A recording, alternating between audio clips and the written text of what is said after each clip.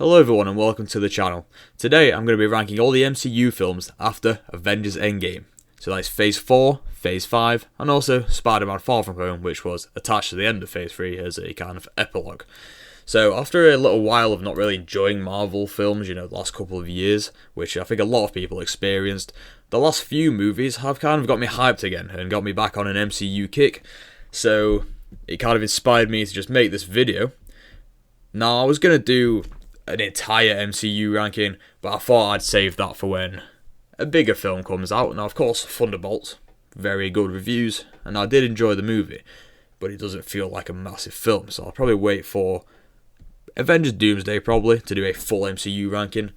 But I did want to just review what came after Endgame and just see how the quality has differed, because it's been up and down. Now a lot of people stopped enjoying the MCU after Phase 3, so it's not like I'm on my own there, but things happen and the MCU seems to be getting back on track now, which is all that matters. So today I'm just going to be ranking them all, 14 movies, and just go through which one I think is the best. So in last place is The Eternals. Now, the first thing I will say is a good thing about this film actually is that there is a clear directing style from Chloe Zhao here. A lot of the problems with the MCU is that the director is more of a director for hire. It's all just the MCU style. It feels more like it's directed by Marvel themselves than an actual director. But that isn't really an issue with this film. The cinematography, really good. Everything to do with just the directing, pretty nice. So it's actually got good things about it, even though it is in last place here. Now, the reason it's in last place is because there is just way too much going on here. It's so overstuffed. There's so many characters being introduced in a very long run time, I must say. And I do feel like this might have been better as one of the TV shows. More time to introduce these characters and actually get to know them a bit more, instead of the very quick gloss over we get here because there's just that many characters to introduce. Now ultimately this film does feel boring because so much of it is setting up pretty much an entire new world. This feels disconnected from the rest of the MCU. It feels like it's just its own new thing, and it's just unable to balance the number of characters that it's trying to introduce here, and it ends up robbing the film of any fun action moments until basically the very end. The big reveal about the origins of the Eternals doesn't really hit that hard since we barely know them. I do think this film should have gone for something a bit more simple and saved the big reveal for a potential sequel. And getting rid of all of this stuff would have also made the runtime shorter and a bit more watchable, less boring. The characters aren't really shown to have too much personality here because most of the time is just focused on their backstory and just getting them in the movie, really, where there's just no time for character interactions and cool moments with these guys. And I think a good comparison to make here is to the Guardians of the Galaxy, because that was introducing an ensemble, albeit there was less characters introduced there. There's so many in the Eternals. But the Guardians of the Galaxy focused less on backstory. It actually didn't tell us that much. We barely knew anything about Rocket until Guardians 3. Groot, we still don't really know all that much about how he ended up with Rocket and all that. But it just didn't matter. We didn't really need to know it, so it didn't tell us. And instead of focusing on this backstory, it focused on their personality and relationships with each other that developed throughout the movie. And that is why Guardians of the Galaxy worked so well, and this movie doesn't do any of that. Another problem is it really needs some humour injected into this movie. Now, a big problem with the MCU is that it goes so over the top on the humour, but this does the exact opposite. It's so serious, and it just leads to it being boring. While this is a better made movie than a lot of the films on this list, ultimately I'd rather watch a bad movie than a boring one, which is why this is at the bottom of my list. Coming in at number 13 is The Marvels. This is just a more fun movie than The Eternals, which is why it's above it. It's less boring, but unfortunately it feels stitched together through the editing room. And directed by Marvel, as I said, wasn't a problem with The Eternals. Big problem here. You can tell The story doesn't make sense because they have chopped away, removed bits that needed to be there, added things that weren't there originally, and just kind of put it all together with editing. It leads to the movie not really making a lot of sense. A lot of stuff goes unexplained. It seems to just skip forward in places. It's a victim of Marvel reshoots and them just not trusting the director. There are a few fun character moments between our three protagonists. I think they work nicely with each other. I think Miss Marvel's a good character. But unfortunately, I do think Captain Marvel is still lacking a personality here. A lot of people have a problem with Brie Larson. I don't really have an issue with her. I don't even know that much about her, to be honest. But the character herself is just really devoid of any personality. The plot and the villain are just part of the Marvel mould. It doesn't do anything special. It feels like it's just rolled out on a conveyor belt. The script here really needed more time to cook, and Marvel needed to give the director control of the movie. Coming in at number 12 is Thor: Love and Thunder. Now this one is a bit of a 50-50 movie. The majority of people, I'd say, don't like this movie, but some people have it right at the bottom of not just the post-MCU films, but the entire MCU as a whole.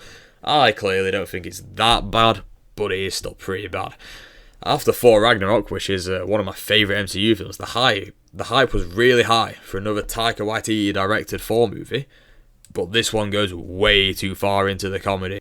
I just said that Marvel needs to give the directors more trust and let them do their thing, but this is one time where the film would have improved if Marvel did step in and make him take it down a notch. It feels more like a mockery of a Thor movie than an actual Thor movie itself. The plot of this movie is about all the gods being killed, which inherently means the plot is going to be dark. But there are scenes in this movie where jokes and one-liners take precedence over deaths that are currently happening. The tone is just all over the place. Gorr the God Butcher is a fantastic villain with a great performance from Christian Bale. Just every scene that has gore in it is just so cool, so much better than everything else in the movie. And his personal story is great in this film. But instead of focusing on that, we bring Jane Foster back for some reason, who... Did anyone actually care about her character from the first two Thor films? Not really, that's why she wasn't in Ragnarok. There was no need to bring her back here. And to make her Thor now for some reason, it just doesn't make any sense. Our main characters here waste time going to places like the Pantheon of the Gods, which they do have a reason to go there in the plot, but it doesn't actually serve any purpose in the end other than gaining a weapon. Instead of moving the plot forward and interacting with our very cool villain, they don't actually share that many scenes. This is a movie that easily had the potential to be great, but it focused on the wrong things and went way too far into the comedy. I do want to see a 4-5, but let's not have Taika Waititi back. At number 11 is Ant-Man and the Wasp: Quantumania. This is another letdown of a movie that should have easily been better than it was. The Quantum Realm was an important part of the entire Ant-Man franchise and Avengers Endgame, and we are finally getting to explore it. It should be great, but it spends so much time on things that don't matter, other than the sequences with Kang the Conqueror, which of course are now irrelevant to the grander MCU story. The rest of the movie is a complete mess. The comedy falls flat here, and this is an Ant-Man film. The comedy is a big part of it. You've got Paul Rudd here, and I just didn't find any of it funny. There are no great character moments until the very end of the film, and even they're not that good. The plot is far too thin to provide a fulfilling experience. It removes the reasons why the first two Ant-Man films worked and replaced it with terrible visuals, bland characters, terrible humour, and the plot ultimately feels like it only exists to introduce us to Kang. This film is less offensive and more fun than the ones below it, but they clearly didn't know what they wanted to do with this movie, and it's another victim of the Marvel machine that plagues so many movies in this time period. The script feels like it was just made of bullet points instead of an actual full story. Starting off our top 10 is Black Widow, the first film of Phase 4, the second film technically post-Endgame, but it just feels so out of place. We are following a character here who is already dead to see their backstory, and it just... in the end, it doesn't hold any weight.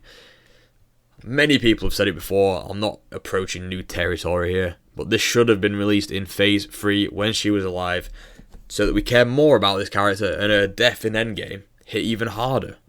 The best part of this movie is easily the family dynamic and our new characters with Red Guardian and Yelena, but they also feel like they're kind of taking the spotlight away from Natasha, the Black Widow, which is the main part of this movie. The plot here falters due to an uninspiring villain, and any of the deeper themes are often pushed aside for a run-of-the-mill action Marvel movie. The plot often feels directionless, and really only exists to force the big third act action scene instead of focusing more on the characters, which is clearly the best part of the movie.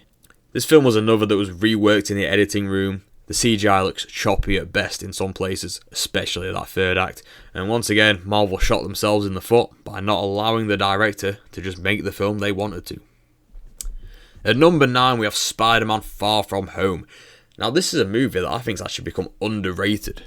It's got way more things that are good about it than the films below it, and I do think this one was actually quite well liked when it first came out, but now it gets a lot of hate. It's usually really close to the bottom of people's lists. Obviously I don't like it too much, it's only at number 9 here, but I just think it's a decent MCU film.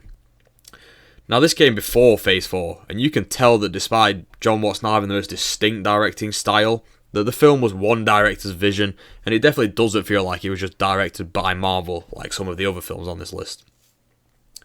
The characters here are still likeable and have fun relationships.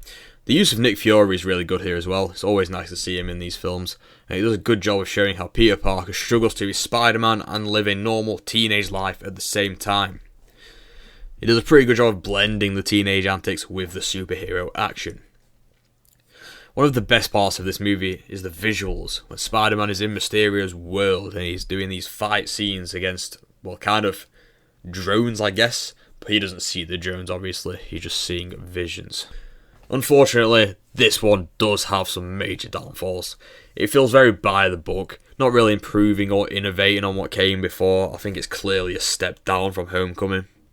The dialogue is just kind of underwhelming throughout the film, but the biggest misstep here is that the plot makes no sense.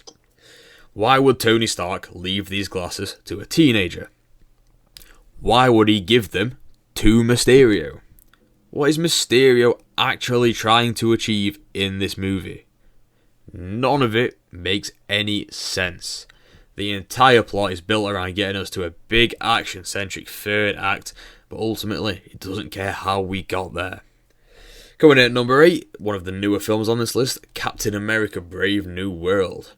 Now, a lot of people don't like this movie, but to be honest, I had a lot of fun with it here. This is actually the movie that kind of got me back into the MCU, so I guess thanks for that. That kind of gets it a bit higher on this list, just because I enjoyed it that much that I wanted to get back into the MCU. It must have been pretty good.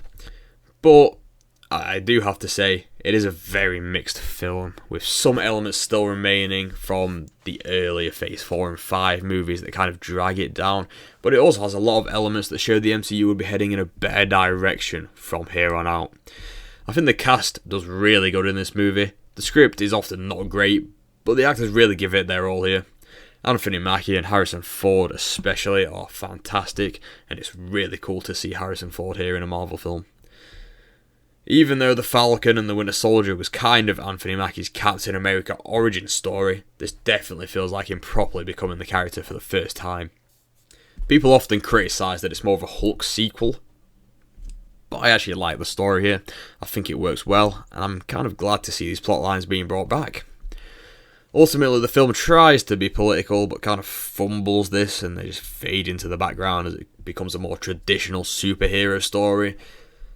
So, while I think a good political story does work in a superhero movie, this doesn't work at all for me.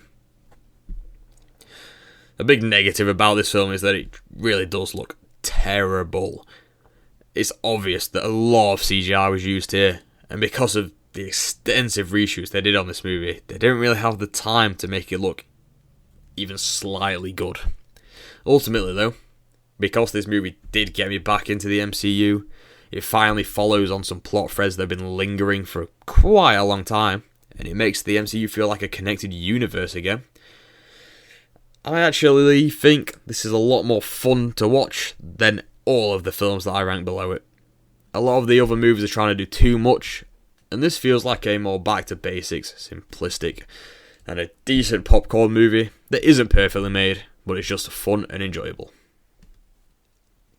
Coming in at number 7 is Black Panther: Wakanda Forever. Now this came out at a point in the MCU where I was kind of picking and choosing to watch based on what got me excited. I was already kind of falling out of love with it here, and I actually didn't watch this one until quite recently. It's well known that this movie had to go a completely different direction because of the unfortunate passing of its lead star, Chadwick Boseman.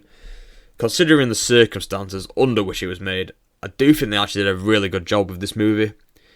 It does feel almost like watching a funeral and a sort of passing of the torch here, and despite this being quite powerful and emotional, it becomes a difficult movie to watch, and well, it's just so much less fun than the others on this list.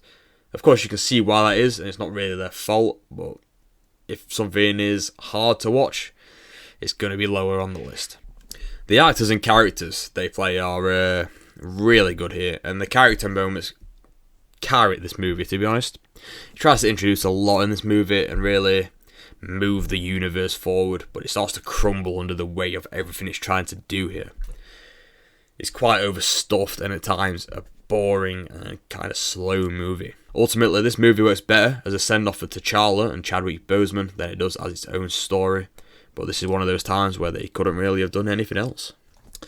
Coming in at number 6 is Shang-Chi. Now this is another movie that feels very formulaic out of the Marvel machine, but this one is lifted quite a bit by the great directing style of Destin Daniel Cretton here. He brings a style that we haven't really seen in the MCU before, and it's a style that works very well.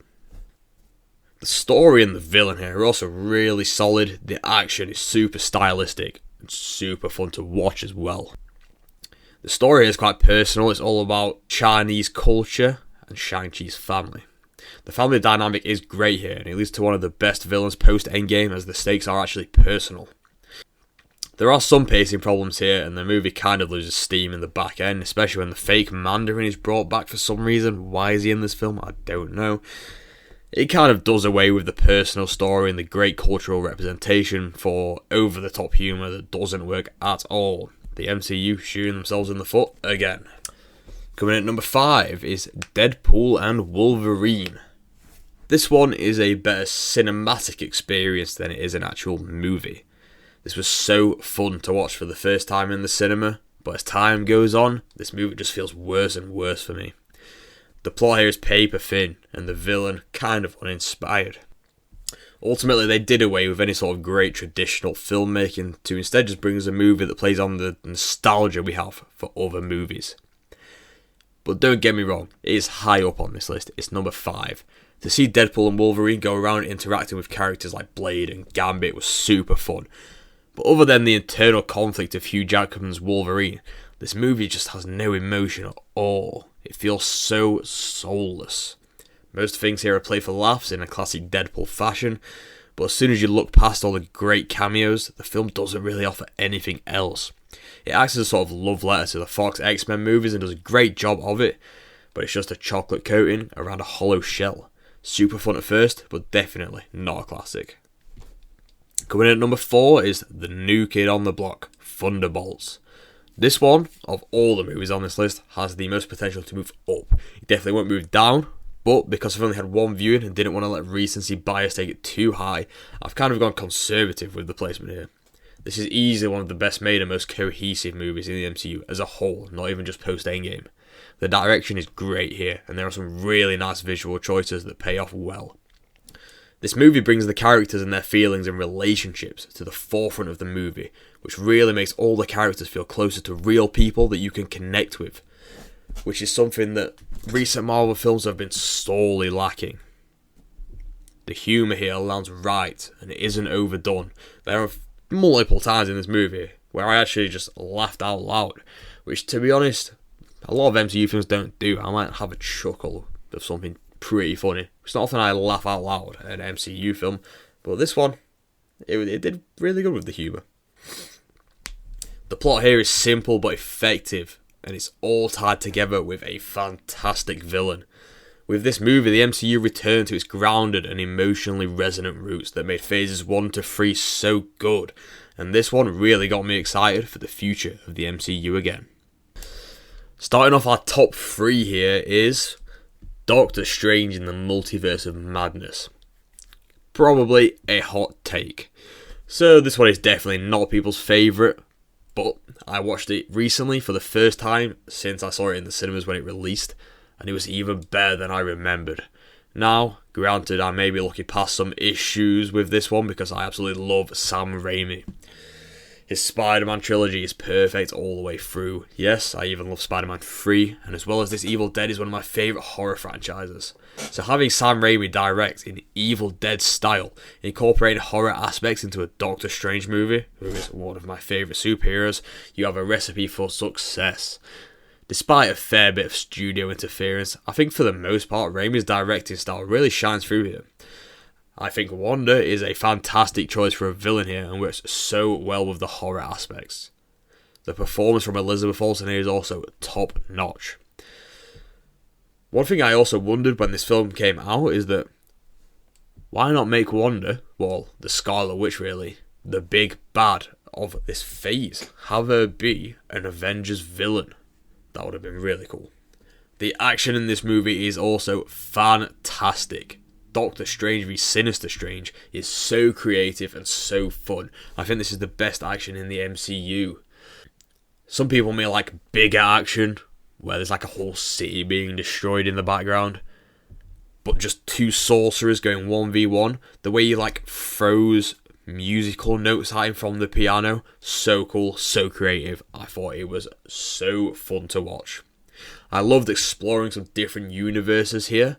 Now, a lot of people's problem with this movie is that the title said Multiverse of Madness, but it didn't actually do that much multiversing. I don't think that's a problem at all here. We go to a couple of different universes, they're all quite different and very fun to explore. That's all I needed from this. The magical aspects of this film, with the Darkhold, the Book of Vishanti, Mount Wundagore and so on, is the type of lore that I love to see. I was just so interested every time they were talking about it. The visuals are really nice, as I said, in the fight scenes, and it has some of the most creative scenes as well, like when Wanda's using reflections to try and break into the sanctum. That is really top-notch stuff. And I actually really like the general story here. It's nothing new with Wanda trying to take something and Strange trying to protect it. But it leads to a lot of fun when our heroes are trying to just survive instead of trying to fight back because she's too powerful. All of that really works for me. It could be more character focused, and the ending I wasn't the biggest fan of as well. The fact that America Chavez here is also just a walking plot device of a character definitely detracts from this movie. But honestly, this style of movie is just so interesting to me, so I can look past all of that and say that I love this movie. Please bring back Sam Raimi for Doctor Strange 3. In our runners-up spot here is Spider-Man No Way Home. Now this was one of the biggest events in cinema history. Similar to Deadpool and Wolverine, this is more of a cinematic experience than a great movie. But this one is obviously lifted so highly because of the inclusion of legendary characters that we all love from the past. We have 3 Spider-Men here, and so many legendary villains, and that alone is enough to make it a top tier movie. The final 2 acts of this movie are fantastic. It does a really great job of characterising Peter Parker here. He wants to save these characters from death. He doesn't want to just send them back to die, even though he's not the one killing them. He just refuses to let it happen. For the first real time in the MCU, Spider-Man's in a dark position here. I mean, that shot of him sat on top of the billboard in the rain, where he's kind of crying before the other Spider-Men come and talk to him. Really nice shot there. And I think that sums up Peter's arc here. He gets tucked to a really dark place and has to pull himself back out of it, which I think is really cool. After Aunt May is killed and Spider-Man almost goes down a dark path and kills the Green Goblin, Tobey Maguire's Spider-Man steps in to make sure he doesn't go down the wrong path. How cool is that? He realises he'll have to sacrifice his relationships here with Ned and MJ and does it so that he can save the universe. So overall, I think Peter goes on a really great arc this movie. The Green Goblin here is the star of the show, as Willem Dafoe easily steps back into the role and delivers one of the great performances in the MCU. Once this movie kicks into gear, it's one of the most fun experiences you will ever have. But unfortunately, sacrifices were made in the script department. The first act specifically is quite boring, serving entirely as setup for, quite frankly, one of the stupidest plots ever. The great Doctor Strange does a very dangerous spell just so Peter Parker can get into the same college as his friends. That's just so out of character, it doesn't make sense. And then the spell is messed up because Peter just won't stop talking, I guess. Okay, if you truly analyse the plot of this movie, it will crumble very, very fast. But this is one of those times where you just have to turn your brain off, look past it, and just enjoy the once-in-a-lifetime event you are witnessing. But the gold medal, #1 spot, the best MCU movie after Avengers Endgame, is Guardians of the Galaxy Volume 3. Now this is top tier MCU and James Gunn at his very best. This is such a character-based movie with great action and top-notch humour. The plot here is actually quite dark, with our Guardians encountering the High Evolutionary, who is doing cruel animal experiments, and he also made Rocket Raccoon. Now this leads to a very emotional plot wherein we learn of Rocket's backstory. James Gunn is so good at bringing these CGI characters to life and really making you care about them. The film puts a major focus on the relationships between characters and how they have affected each other over time. The dialogue and character moments are seriously some of the best in the whole MCU, and it is bolstered by an easily hateable villain who gives our characters a reason to come together and explore their relationships. This movie expertly concludes the journey that we and the characters have been on over the course of the trilogy and a few Avengers movies, and this one will have you crying laughing and just crying. Now that is the end of this video. Thank you for watching. Please leave a comment with your list, any videos you might want to see me make in the future, just anything. Let's have a conversation. Please like and subscribe, and I'll see you in the next one.